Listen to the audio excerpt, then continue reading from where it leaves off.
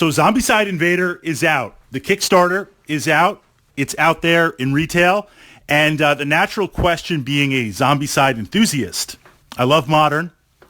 I love Black Plague.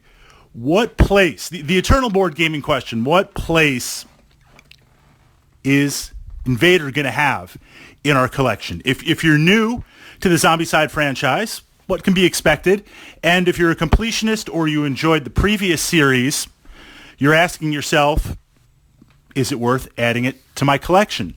Now, in terms of production value, there's a lot of similarities between Black Plague and Zombicide Modern. You've got the modular board tiles, you've got dice, you've got tokens, you've got the character trays to kind of track the threat level and put your cards in, and of course, lots and lots of miniatures. I have to say that the production value is definitely ramped up, whether you believe that was deliberately put into it or just perhaps the natural evolution of the game. The boxes seem a little bit sturdier. They're a little bit more vibrant on there. The tiles themselves, and this might just be a sci-fi type theme versus kind of Zombicide Modern or kind of Zombicide Black Plague. The colors are a little bit more vibrant. There's a lot of little details on there, and it just seems to pop a little bit more. The figures. Now, this is what's really interesting because you kind of buy into these games for the mounds and mounds of figures on there, and one of the features about the Zombicide franchise and Massive Darkness also, to a lesser degree, is when you start out the game, you've got your survivors, you've got your heroes, you've got your actors on the board, and gradually zombies, or in this case, Xenos, alien invaders, they make their way onto the board, and they spawn. At the beginning of the game, you're having a lot of fun. Things are manageable. But then something happens, and that turning point can happen very, very quick in Zombicide. All of a sudden, things are activating, things are spawning, you're literally running for your plastic life on the table, and things are very, very overwhelmed. And part of it is absolutely in the visuals, seeing all of these different miniatures, putting them down, and literally flooding the table with zombies. And the quality of the miniatures in Invader, I believe, is at the highest level so far as of this podcast. And again, that's compared to reviewing Zombicide Modern and Zombicide Black Plague. They're a little bit smaller, very, very slight. You really kind of have to line up the three to see. Slightly smaller, but the details for the Xenos, and especially for the characters, much, much crisper, a lot more refined. The molds just seem to pop a little bit more on there. And really, it kind of displays really well and nice. I like that they kind of reversed it a little bit, where the heroes of the game, the actors, the adventurers, they're not kind of this multicolor plastic, different plastic colors, or kind of the brown of Black Plague where things get kind of washed out. They're kind of an off grayish white on there. So not only do the details pop, but visually it just works and it looks much, much better on the table. So the rules and how do they play? I mean, this is Zombicide. It's a dice chucker. There's a couple of tactical decisions to make, but essentially it's explore and run and gun and going up against hordes and hordes of miniatures. So there's the familiar spawn points.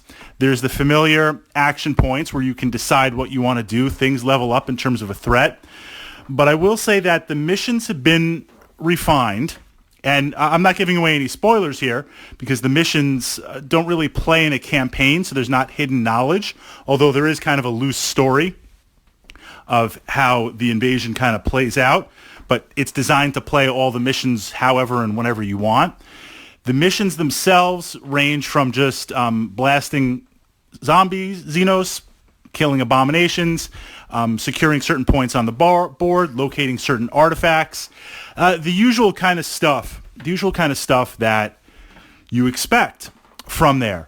But the way it plays, things are refined in the spawn points, in the activations, and in the targeting priority. You have a new special rule that allows you to concentrate fire and really speed up the game in terms of trying to figure out what to shoot, how to shoot, when to shoot.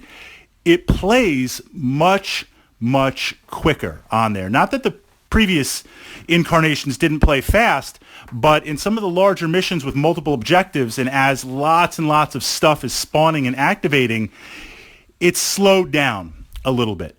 So I see this as two things in terms of your collection. And we're going to get into tactics and we're going to get into exploring other parts of it as I make my way through the series. But essentially, if you are looking for a quicker, more refined game, it does that well. If you're looking for sci-fi and that entry point into it, kind of the zombies in space, even though they're Xenos on there. I mean, I understand why they wanted to call it Zombicide to keep up the IP.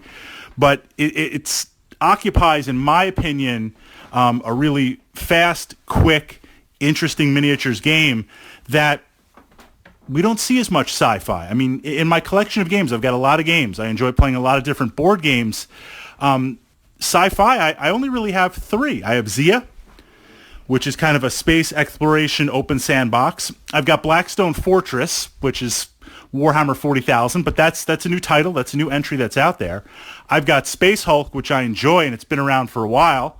Man versus Alien, set in the 40K universe. And certainly there's a map to explore and miniatures, but it's not co-op. One person has to play the aliens. One person has to play the Space Marines. But it's more of a cat and mouse tactical game where you're kind of moving and faking and exploring, and maybe I'll attack here and I'll build up my forces and then attack there. Invader is just like, yeah, all those miniatures that on the side of the table that you see that you set up, we're going to get to all those. And those are going to get piled on this board really, really fast. And as fast as you cycle out and take them off, they're going to be appearing more and more on there. So it has a definite good, solid place. It plays really, really well. And I'm looking forward to continuing my journey through the series here, starting out with Modern. Then we got all medieval on there, and now we're going sci-fi into the future.